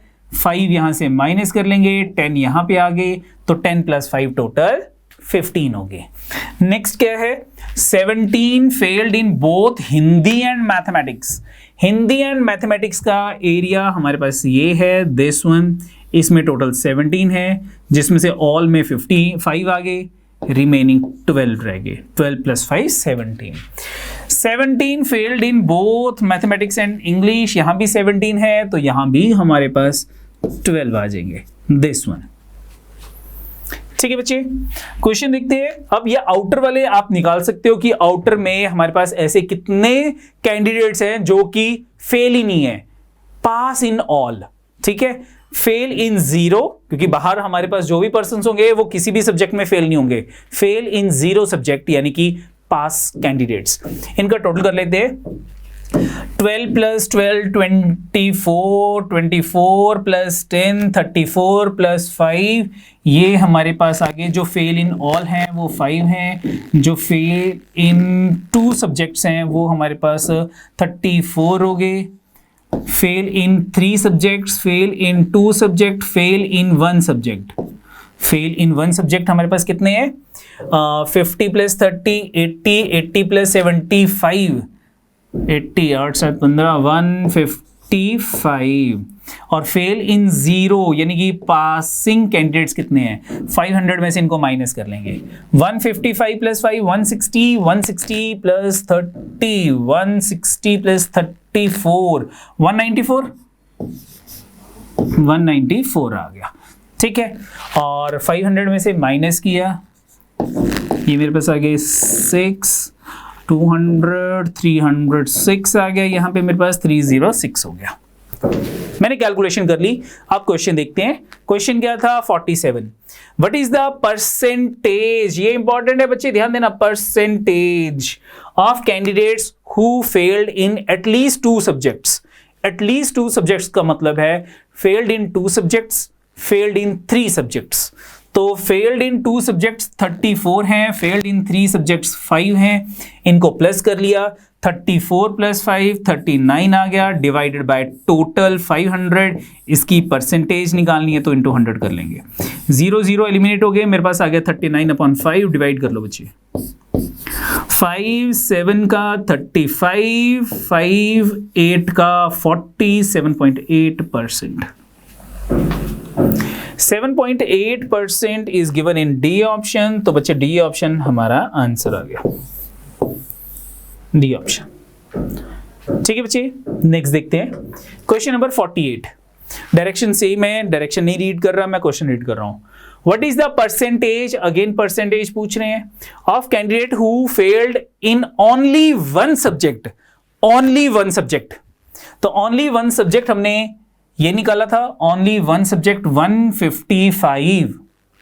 मुझे 155 की परसेंटेज निकालनी है आउट ऑफ 500, तो 5 से डिवाइड कर लेते हैं, मेरे पास आ जाएगा 5 3 का 15, 5 1 का 31%। ठीक है बच्चे, 31% is given in B option, तो बच्चे बी ऑप्शन मेरा आंसर आ गया। नेक्स्ट देखते हैं क्वेश्चन नंबर 49। 9। क्वेश्चन नंबर 49 कहता है कि what is the percentage, again percentage की बात कर रहा है, of candidate who failed in at least one subject. One subject, at least का वन का मतलब है कि one subject, two subject, three subject, one से मैक्सिमम सब्जेक्ट तक। तो जो वन सब्जेक्ट में फेल्ड हैं बच्चे वो हमारे पास हैं 155, 2 के 34 और 3 सब्जेक्ट्स में जो फेल हैं वो 5 स्टूडेंट्स हैं। तो इन तीनों को ऐड कर लेते हैं, 155 प्लस 34 प्लस 5, तो ये हमारे पास कितने आ जाएंगे, 194 आ जाएंगे। 160, 190 प्लस 4, 194। इनकी परसेंटेज निकालनी है तो 194 को बच्चे हम 500 से डिवाइड करके 100 से मल्टीप्लाई कर लेंगे, तो डायरेक्टली 5 से डिवाइड कर लेते हैं। 5 3 का 15, 44 हो गया, 5 8 का 40, 4 आ गया, पॉइंट लग गया, 5 8 का 40, तो 38.8% जो कैंडिडेट्स हैं वो failed in at least one subject है। 38.8% is given in C option, यानी कि सी ऑप्शन हमारा आंसर आ गया, सी ऑप्शन। नेक्स्ट देखते हैं question number 50। How many candidates passed in 2 और मोर सब्जेक्ट। पास्ड इन 2 और मोर सब्जेक्ट यानी कि पास्ड इन 2 सब्जेक्ट्स या 3 सब्जेक्ट्स। तो 3 सब्जेक्ट्स वाले तो वो हो गए जो failed in, sorry pass in all है, फेल्ड इन 0। अगर 3 में पास है तो फेल कितने में हुए, 0 फेल, किसी भी सब्जेक्ट में फेल नहीं है। 2 सब्जेक्ट में पास है यानी कि fail in 1 subject, passed in 2 subject यानी कि फेल इन 1 सब्जेक्ट। टोटल 3 सब्जेक्ट्स ही हैं, तो फेल इन 1 एंड फेल इन 0 के कैंडिडेट्स फाइंड कर लेते हैं। ये हमने फाइंड किए थे। Failed in 0 subject that is 306, failed in 1 subject that is 155, दोनों को ऐड कर लेते हैं, 306 एंड 155। तो ये मेरे पास आ गई 155 failed in 1 subject and 0 fail, ये मेरे पास आ गया 306, दोनों को प्लस किया, 6 प्लस 5 11, 1 5 प्लस 1 6, 3 प्लस 1 4, 461 कैंडिडेट्स आ गए। परसेंटेज नहीं पूछी थी मेरे से ना, कैंडिडेट्स पूछे थे, तो 461, yes, A option is the answer. A option बच्चे मेरा आंसर है, दिस वन। ठीक है बच्चे, समझ आ गया। नेक्स्ट देखते हैं। Next is question number 51। What is the ratio of interior angle to exterior angle of a regular polygon. Regular polygon जिसकी हर एक साइड इक्वल होगी, ठीक है, और इंटीरियर एंगल, एक एंगल की बात कर रहा है वो। तो each interior angle of a regular polygon, interior, ये हमने किया था पॉलीगन्स जब टॉपिक किया था, तो किसके इक्वल होता है ये, n-2 इंटू 180 डिग्री डिवाइड, ये मेरे पास सम ऑफ ऑल द एंगल्स आ गया, डिवाइडेड बाय n कर लेते हैं क्योंकि हमारे पास n एंगल्स होते हैं। ये एक इंटीरियर एंगल आ गया। अब एक्सटीरियर एंगल्स की बात करते हैं। एक्सटीरियर एंगल बच्चे, टोटल एक्सटीरियर एंगल्स, सभी एक्सटीरियर एंगल का सम 360 डिग्री होता है, इसको भी हम n से डिवाइड करते हैं, एक एक्सटीरियर एंगल आ जाएगा। हमें क्या करना है, व्हाट इज द रेशियो, इन दोनों में रेशियो निकालनी है, यानी कि दोनों को डिवाइड कर लेते हैं। तो n-2 into 180 degree divided by n whole upon 360 degree divided by n। तो ये n से ये n कट गया, 181 का 182 का, यानी कि हमारे पास आ गया n-2 डिवाइडेड बाय 2, ये आ गया, ये रेशो आ गई। ठीक है, तो what is the answer, n-2 divided by 2, यानी कि that is C option is the answer. C option बच्चे हमारा आंसर है। सिंपल सा क्वेश्चन था। नेक्स्ट देखते हैं क्वेश्चन नंबर 52। 41 की पावर 43 प्लस 43 की पावर 43 की पावर 43 इज डिविजिबल बाय, ये कौन से नंबर से डिविजिबल होगा? तो ये तो बच्चे हमारे पास डायरेक्ट प्रॉपर्टी है। क्या है? अगर हम कहते हैं कि x की पावर n प्लस y की पावर n, ठीक है, x की पावर n प्लस y की power n, where n is odd, और ये जो n जो है वो ऑड है, दोनों की पावर सेम है, n ऑड है, बीच में प्लस है, is always divisible by, always divisible by x plus y, ये हमेशा x प्लस y से डिविजिबल होगा। तो सिंपल था, मेरे पास x जो है दैट इज 41 और y जो है दैट इज 43, दोनों को प्लस कर लेते हैं, हमारे पास 84 आ जाएगा। तो this number is divisible by 84। B option is the answer. B option बच्चे हमारा आंसर था, ये आंसर आ गया। Got it. नेक्स्ट देखते हैं क्वेश्चन नंबर 53। x की वैल्यू दे रखी है, x is equal to 7 plus 4 root 3, then what is the value of root x plus 1 upon root x। Now सबसे पहले रूट x की वैल्यू कैलकुलेट करते हैं कि रूट x किसके इक्वल है। हमें x की वैल्यू गिवन है 7 प्लस 4 रूट 3, 7 प्लस 4 रूट 3 का होल रूट, दिस वन। और मैंने बताया था कि जब भी रूट के अंदर रूट होगा तो ये जो रूट के अंदर वैल्यू है ये हमेशा परफेक्ट स्क्वायर होगा। तो ये किसका परफेक्ट स्क्वायर है चेक करते हैं। सबसे पहले 4 रूट 3 को स्प्लिट करते हैं, ये मेरे पास आ जाएगा 2 इंटू 2 इंटू रूट 3, ये 2ab बन गया, 2ab।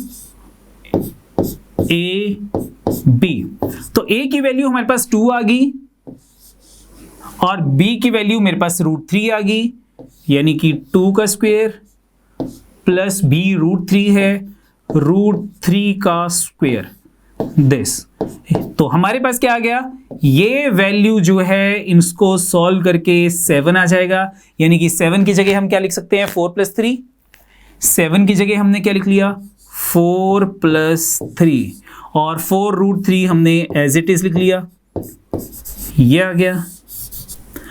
अब 4 को हम क्या लिख सकते हैं 2 का स्क्वायर, प्लस 3 को क्या लिख सकते हैं रूट 3 का स्क्वायर, प्लस 4 रूट 3 को क्या लिख सकते हैं 2 इंटू रूट 3, दिस वन।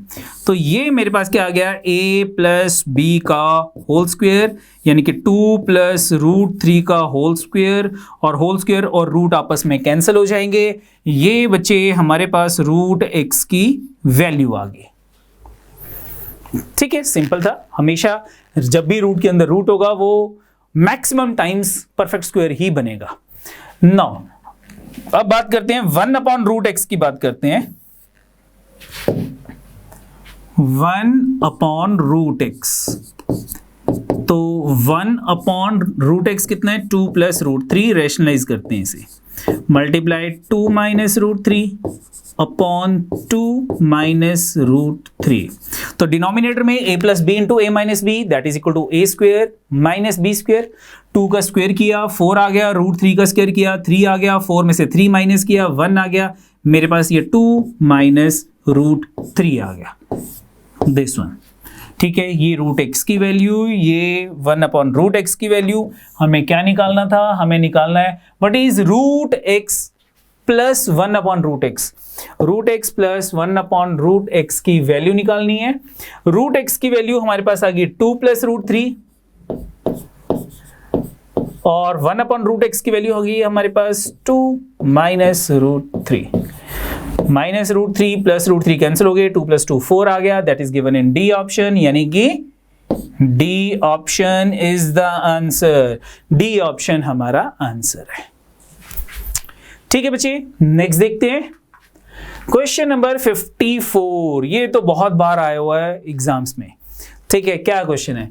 4 की पावर 61 प्लस 4 की पावर 62 प्लस 4 की पावर 63 प्लस 4 की power 64 is divisible bye, option भी साथ में रीड करते हैं, 7, 9, 11 या 17। तो जब भी ऐसा क्वेश्चन है जहां पे सबसे स्मॉलर पावर है वो कॉमन ले लो।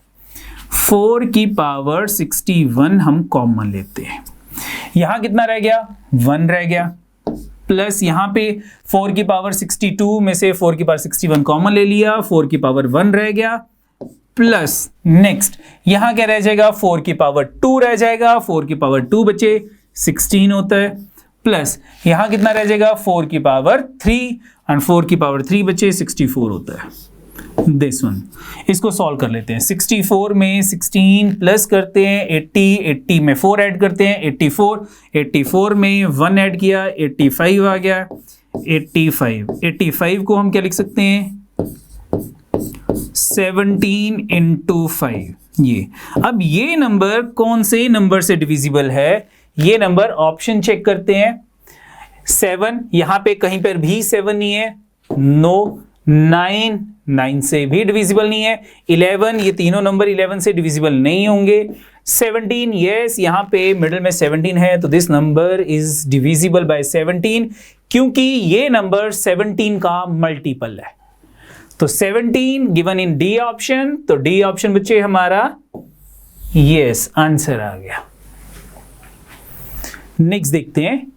Next is question number 55। Suppose P and Q are LCM and HCF respectively of two positive numbers। तो two positive numbers हम X and Y लेट कर लेते हैं कि first number is X positive है, नहीं, two positive numbers नहीं late करते, हम उनकी रेशियो लेट करते हैं कि मेरे पास जो two numbers हैं 1 and 2, इनकी जो रेशो है वो x रेशो y है। दिस वन, 2 पॉजिटिव नंबर्स की, और इनका जो LCM है वो p है, LCM is equal to p, और जो HCF है वो q है। दिस वन, LCM P हो गया, HCF हमारे पास Q हो गया। आगे क्या दे रखा है? If P ratio Q is 14:1, यानी कि P रेशो Q 14:1 दे रखी है, तो हमारे पास LCM हो जाएगा 14A, लेट कर लेते हैं, ये LCM हो गया, और HCF हमारे पास 1A यानी कि A हो गया। P की वैल्यू 14A, Q की वैल्यू A आ गई। आगे हमें इन दोनों का प्रोडक्ट दे रखा है P into Q, P into Q is equal to 1134। तो P की वैल्यू 14A, Q की value A is equal to 1134, A into A square हो गया, 14 राइट साइड जाके डिवाइड हो गया, इसको 14 से डिवाइड कर लेते हैं। 14 8 का 112, 1 आ गया, 14 1 का 14, 81 आ गया, और a की वैल्यू हमारे पास 9 आ गई। a square is equal to 81 and a is equal to 9 आ गया। और अगर a की वैल्यू 9 है तो यहां a की वैल्यू 9 पुट करते हैं, 14 इंटू 9, हमारे पास जो LCM है वो 126 आ गया, और जो HCF है वो मेरे पास 9 आ गया। Got it? चलो, अब मेरे पास फर्स्ट नंबर मैंने और सेकंड नंबर की जो रेशियो थी वो x:y ली थी, तो मेरे पास जो फर्स्ट नंबर है बच्चे वो क्या हो जाएगा? फर्स्ट नंबर मेरे पास हो जाएगा HCF, इन दोनों में कॉमन फैक्टर 9 है, तो फर्स्ट नंबर 9x हो गया। सेकंड नंबर हमारे पास जो है वो आ जाएगा 9y आ जाएगा, दिस वन। ठीक है, और हमारे पास एक रूल होता है कि first number multiply second number is equal to the product of their HCF into LCM। LCM कितना है? यस, 126 ये है। ठीक है, हमें क्या निकालना है? What is the difference between the two numbers, यानी कि first number minus second number, हमें ये चीज फाइंड करनी है। या second number minus first number, जो भी बड़ा नंबर है उसमें से स्मॉलर नंबर माइनस करना है। ऑप्शन चेक करते हैं। 27, 35, 45 ये can't be determine due to the insufficient data. जब भी कांट बी डिटरमाइन होता है वो ऑप्शन सबसे इंपॉर्टेंट होती है। कहीं डाटा इनएडिक्वेट तो नहीं है, इनसफिशिएंट तो नहीं है। चलो मेरे पास ये इक्वेशन आ गई, इसको सॉल्व करके चेक करते हैं। बोथ साइड से एक 9 कट गया, 126 भी कट जाएगा, 9 ये 14 पे कट जाएगा, 49 का 126। यहां पे मेरे पास रह गया कि x into Y is equal to 14, this one. अब 14 के अगर मैं फैक्टर्स बनाता हूं कि टू टर्म्स के प्रोडक्ट में अगर स्प्लिट करता हूं तो या तो मेरे पास बन जाएगा 1 इंटू 14, तो एक पेयर तो मेरे पास ये बन जाएगा 1 and 14 का, ठीक है। 2 के साथ बनाता हूं तो 2 and 7 ये बन जाएगा, 3 के साथ नहीं बनेगा, 4 के साथ नहीं बना, 5 के साथ नहीं बनेगा, 6 के साथ भी नहीं बनेगा, ठीक है, 7 के साथ बन चुका है। नाउ बच्चे अगर मेरे पास 1 and 2 यानी कि x and y की जो रेशो है वो 114 या 27 है, इनमें भी अगर कॉमन फैक्टर चेक करता हूं तो कॉमन फैक्टर दोनों में कुछ भी नहीं है। तो अगर अकॉर्डिंग टू फर्स्ट मैं इनको 9 से मल्टीप्लाई करता हूं तो मेरे पास जो x and y है वो आ जाएंगे 9 इंटू 1 9, 14 इंटू 9 126। एक पेयर तो हमारे पास ये बन सकता है, दूसरा पेयर हमारे पास बन सकता है 9 इंटू 2 18, 9 इंटू 7 63, दिस वन। तो मेरे पास दो पेयर बन गए, माइनस करूंगा तो दो डिफरेंसेस आ जाएंगे, और 126 में से मैंने 9 माइनस किया तो 117 आ गया, that is not in the option. Second 63 minus 18 करता हूं तो मेरे पास आ जाएगा 8 5 13 45 आ जाएगा, सी ऑप्शन, ठीक है। बट दो हमारे पास यहाँ पे पेयर बन रहे हैं तो कांट बी डिटरमाइन हम बच्चे हमारा आंसर होना चाहिए, ठीक है, क्योंकि दो पेयर्स हमारे पास जो है वो बन रहे हैं। लेकिन अगर यहाँ पे अगर आप कहो sir 117 not in the option, 45 है तो 45 भी हो सकता है कि दूसरे को हम रिजेक्ट कर दें क्योंकि वो आंसर नहीं है। अगर यहाँ पे 117 भी होता ऑप्शन में फिर तो मैं direct can't be determine he answer correct करता, ठीक है बच्चे। नेक्स्ट देखते हैं question number 56। What is the value of the following, इसकी वैल्यू क्या है। तो ऐसे वाले क्वेश्चंस जो हैं वो ज़्यादा मुश्किल नहीं होते, फार्मूला बेस्ड क्वेश्चन होते हैं। हमारे पास है 5.4 का होल क्यूब, बिल्कुल ठीक है, माइनस 0.064 ये दे रखा है।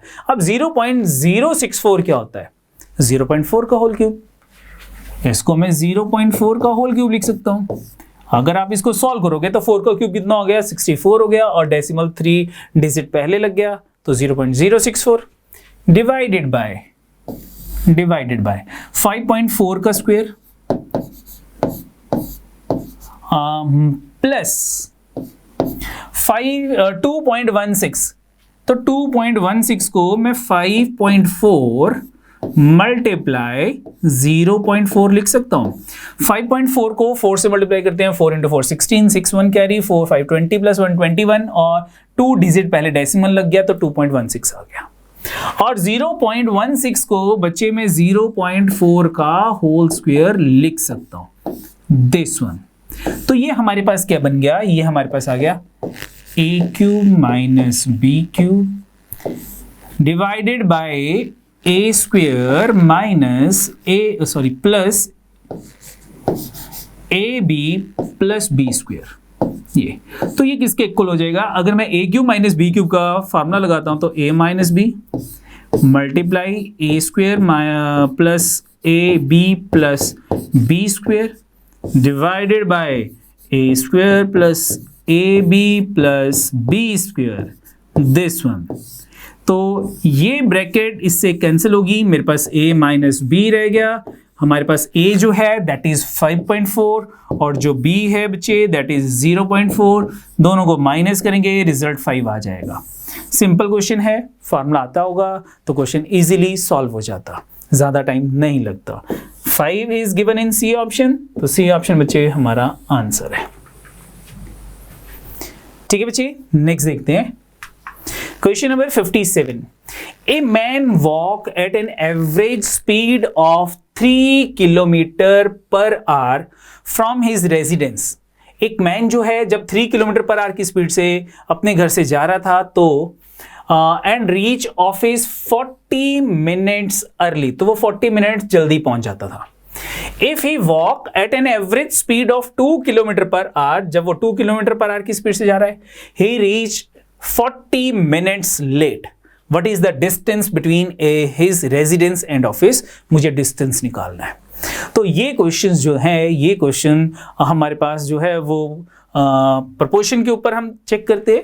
ठीक है, अगर मैं कहता हूं कि डिस्टेंस कांस्टेंट है, उसका जो डिस्टेंस है रेजिडेंस एंड ऑफिस का वो कांस्टेंट है। मैं स्पीड की बात करता हूं, अगर मेरे पास स्पीड, जब पहले स्पीड थी 3 किलोमीटर पर आवर और बाद की स्पीड जो है वो मेरे पास आ गई 2 किलोमीटर पर आवर। मेरे पास स्पीड की रेशो क्या है? 3:2।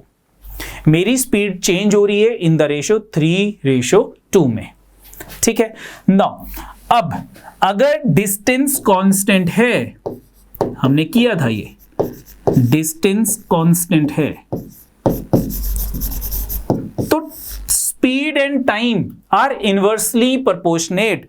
टाइम की रेशो क्या बन जाएगी? बिल्कुल ठीक है, इनवर्सली प्रोपोर्शनेट है तो वो 2:3 हो जाएंगी। 1/3:1/2, तो ये हमारे पास बन जाएगी 2:3। ये टाइम की रेशो आ जाएगी बच्चे। किसकी रेशो आ जाएगी? टाइम की रेशो, इनवर्सली प्रोपोर्शनेट। ठीक है, ये किलोमीटर पर आवर में हमने स्पीड लेट की थी, टाइम की रेशो 2:3 है। आप इसको मिनट्स ले सकते हो, आवर्स ले सकते हो, सेकंड्स ले सकते हो, कोई प्रॉब्लम नहीं है, क्योंकि रेशो जो है वो इंडिपेंडेंट ऑफ यूनिट्स होती है।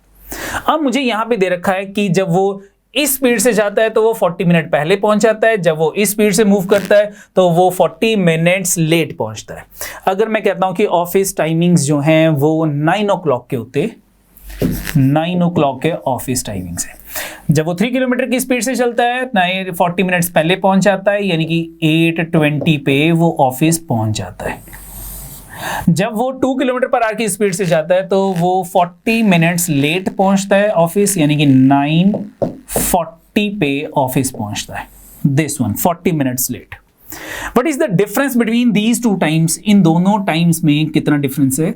इन दोनों टाइम्स में 40 + 40 80 मिनट का डिफरेंस है, लेकिन मेरी रेशो में डिफरेंस है 1 का।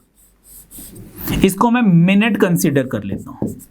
मुझे डिफरेंस चाहिए 80 का, 80 मिनट्स का, तो मैं इसको 80 से मल्टीप्लाई करता हूं इस वैल्यू को। अगर मैंने 80 से डिफरेंस को माइनस किया तो मैं 80 से इनको मल्टीप्लाई करता हूं। 80 × 2 160 मिनट्स, 80 × 3 240 मिनट्स। ये आ गया, ये मेरी एक्चुअल स्पीड है, ये मेरा एक्चुअल टाइम है। डिस्टेंस कैलकुलेट कर लेते हैं। डिस्टेंस किसके इक्वल होगा? Distance is equal to speed into time. अब स्पीड किलोमीटर पर आवर में है, टाइम मिनट्स में है, इसको आवर्स में कन्वर्ट करने के लिए डिवाइडेड बाय 60 कर लेते हैं। आप कहोगे सर यही क्यों लिए, हम ये ले लें, तो ले लीजिए, कोई फर्क नहीं है। ये मेरे पास स्पीड है 2 किलोमीटर, ये टाइम है 240, इनको मल्टीप्लाई कर लो तो भी आंसर सेम आएगा, क्योंकि डिस्टेंस तो सेम ही है। तो सॉल्व करते बच्चे, कितना आ गया? 0 से 0 कट, 3 2 का 6, 2 8 का 16, distance is equal to 8 kilometre. This one and 8 is given in B option, यानी कि बी ऑप्शन हमारा आंसर आ गया। ये हमारा आंसर आ गया। ठीक है बच्चे, गॉट इट। नेक्स्ट देखते हैं। Next is question number 58। What is the value of the following? मुझे इसकी वैल्यू निकालनी है। ध्यान देना बच्चे, ये भी हमने किया था कि जब भी सीरीज मूव करती है, ठीक है, इतने सारी कैलकुलेशंस तो हम नहीं कर पाते, तो ये सीरीज हमेशा ब्रेक होगी। कैसे होगी चेक करते हैं। मैं सबसे पहली टर्म उठा लेता हूं, ये टर्म 1/5√4 + 4√5 4√5। इसको रैशनलाइज करें बच्चे हम, तो रैशनलाइज करने के लिए हमें मल्टीप्लाई करना पड़ेगा 5√4 माइनस 4√5 से, डिवाइडेड बाय 5√4 माइनस 4√5 से। तो ऊपर तो मेरे पास सेम आ गया 5√4 माइनस 4√5, डिनोमिनेटर में क्या बन गया a square a plus B into A minus B is equal to a square minus B square. 5√4 का स्क्वायर कितना हो जाएगा 5√4 यानी कि 25 इंटू 4 100 माइनस बी स्क्वायर 4√5 का स्क्वायर 4 का स्क्वायर 16 इंटू 5 80, ये आ गया 20 डिनोमिनेटर में। तो 5√4 माइनस 4√5 होल अपॉन 20, तो मैं 20 दोनों के नीचे लिख लेता हूँ, 20 दोनों के नीचे लिख लिया। दिस वन 5 से 20 कट किया 4 आ गया, √4 और 4 की कटिंग करता हूँ तो मेरे पास आ जाएगा 1/√4, ठीक है। और इधर 4 और 5 की कटिंग की, √5 और 5, ये मेरे पास आ गया 1/√5, ये आ गया सॉल्व करके।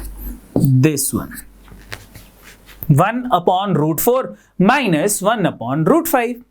अगर मैं इसको सॉल्व करता हूं, ध्यान से देखना बच्चे, जब मैंने फर्स्ट वाली फ्रैक्शन को सॉल्व किया मेरे पास आ गया 1/√4, यहां √4 था, माइनस 1/√5, यहां √5 था, बीच में माइनस आ गया।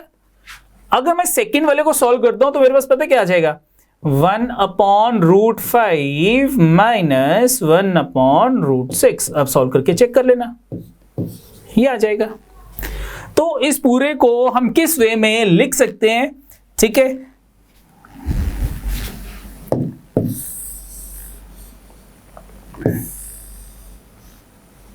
यहां लिख लेते हैं, सही लिख लेते हैं, ठीक है। तो सबसे पहले हमारे पास आ गया 1/√4 माइनस 1/√5, इसको हमने ब्रैकेट में लिख लिया, प्लस नेक्स्ट ये क्या बन जाएगा 1/√5 माइनस 1/√6, सेम वे में 1/√5 माइनस 1/√6, ये आ गया।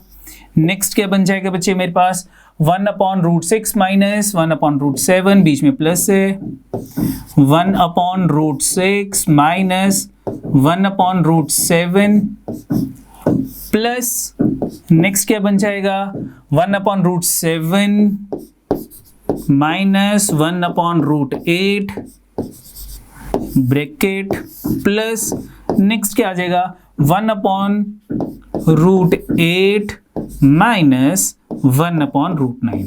ये इस वे में मेरे पास सीरीज आ जाएगी, दिस वे, ठीक है बच्चे, समझ आ गया।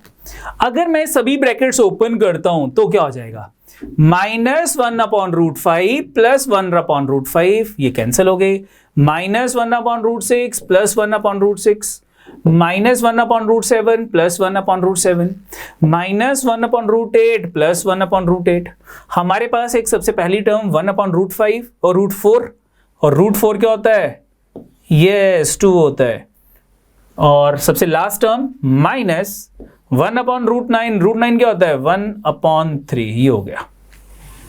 सॉल्व कर लेते हैं, दोनों का एलसीएम कितना आ गया, एलसीएम आ गया 6, यहां पे आ गया 3 माइनस 2 1 1/6, यानी कि हमारा आंसर 1/6 आ गया। 1/6 is given in D option, it mean D option बच्चे हमारा आंसर है, ये आंसर आ गया, ठीक है बच्चे, समझ आ गया। चलो नेक्स्ट देखते हैं। Now question number 59, x is equal to 9999, डराने के लिए x की बहुत बड़ी वैल्यू दे दी मुझको, ठीक है, अदरवाइज ये सिंपल सा क्वेश्चन है।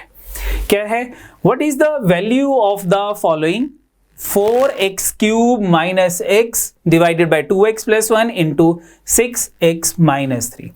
तो न्यूमिनेटर में मुझे दिख रहा है कि x कॉमन आ रहा है बच्चे, मैं x कॉमन ले लेता हूं, मेरे पास रह जाएगा 4x³ में से x चला गया, स्क्वायर रह गया -1, ये रह गया, और डिनोमिनेटर में क्या रह जाएगा 2x plus 1 as it is आ गया 2x प्लस 1, और इन दोनों में से बच्चे अगर मैं 3 कॉमन ले लेता हूं मेरे पास क्या रह जाएगा 2x माइनस 1, ये रह गया, अब डिनोमिनेटर अगर आप चेक करोगे a plus B A minus B, तो ये ए स्क्वेयर माइनस बी स्क्वेयर हो जाएगा, x into 4x square minus 1 divided by 3 into 2x plus 1 यानी कि इंटू 2x माइनस 1, तो 2x का होल स्क्वेयर कितना हो गया 4x स्क्वेयर माइनस 1 का स्क्वेयर 1 हो गया, ये और ये कैंसिल हो गए, मेरे पास आ गया x divided by 3।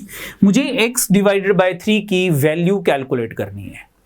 What is the value of x? The value of x is 9999 divided by 3, तो डिवाइड करके आ जाएगा 3333। ये सिंपल सा क्वेश्चन था, ये हमारा आंसर आ गया। तो 4 times 3 is given in C option, तो C option is the answer. C option बच्चे हमारा आंसर आ जाएगा।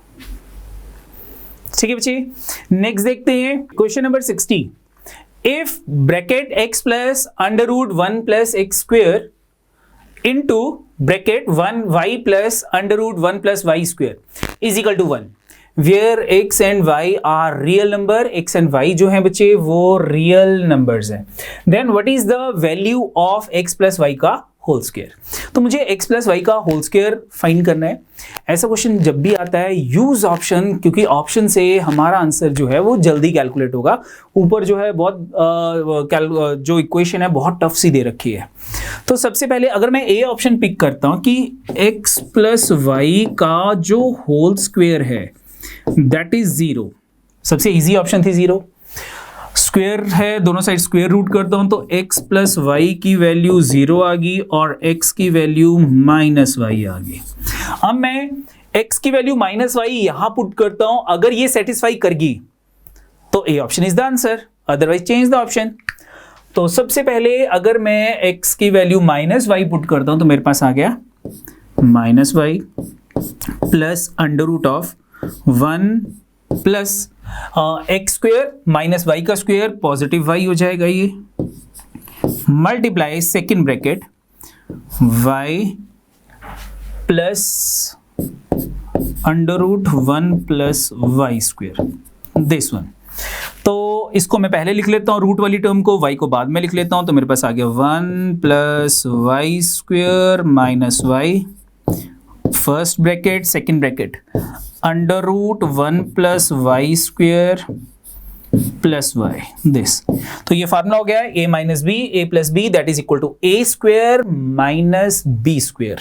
तो A square minus B square कितना होता है, A square 1 plus Y square के अंडर रूट का स्क्वेयर किया तो मेरे पास 1 प्लस वाई स्क्वेयर हो गया, स्क्वेयर एंड रूट कैंसिल हो गए, माइनस बी स्क्वेयर यानी कि वाई का स्क्वेयर तो दैट इज वाई स्क्वेयर, ये आ गया वाई स्क्वेयर कैंसिल हो गए, मेरे पास ये 1 के इक्वल आ गया that is equal to right hand side. मेरे पास राइट हैंड साइड की वैल्यू क्या थी, यस राइट हैंड साइड की वैल्यू हमारे पास क्या थी बच्चे 1 थी। इट मीन कि हमारे पास x प्लस वाई के होल स्क्वायर की वैल्यू अगर मैंने 0 के इक्वल कर दी तो ये इक्वेशन सेटिस्फाई होगी, this equation. It mean A option is the answer, A option बच्चे हमारा आंसर होगा। ठीक है बच्चे, तो आज के लिए इतना ही बहुत है। आई होप आपको समझ आ गए होंगे। आज हमने डिस्कस किए हैं क्वेश्चन नंबर 31 to 60। तो मिलते हैं रिमेनिंग क्वेश्चंस के साथ नेक्स्ट सेशन में। तब तक के लिए thank you, bye bye and all the best.